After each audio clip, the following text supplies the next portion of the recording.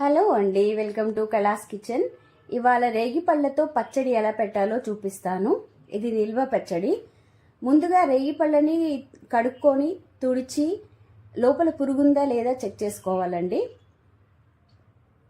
ఇలాగా 4 స్పూన్స్ కారం, 2 స్పూన్స్ ఉప్పు, 1 స్పూన్ ఆవపిండి, కొంచెం జీలకర్ర పొడి, కొంచెం మెంతి పిండి, ఎల్లిపాయ కొంచెం దంచుకోవాలి పోపుకి. ముందుగా ఒక మిక్సింగ్ బౌల్ తీసుకొని అందులో రేగి పళ్ళని వేసుకుంటున్నాను.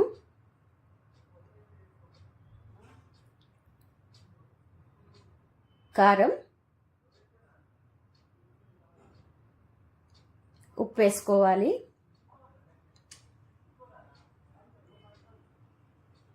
ఒక స్పూన్ ఆవపిండి,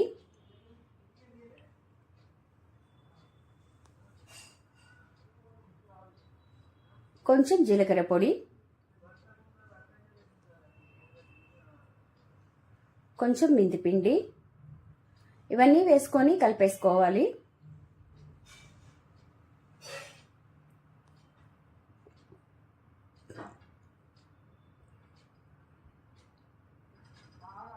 ఒక చిన్న కడాయి పెట్టుకొని ఆయిల్ పోసుకోవాలి. ఆయిల్ కాగిన తర్వాత ఆవాలు, జీలకర్ర వేసుకోవాలి.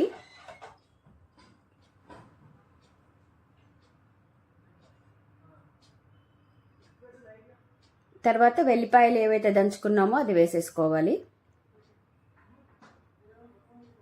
ఇది దించేసుకొని చల్లారనివ్వాలి. చల్లారిన తర్వాత మనం పచ్చడిలోకి కలిపేసుకోవాలి.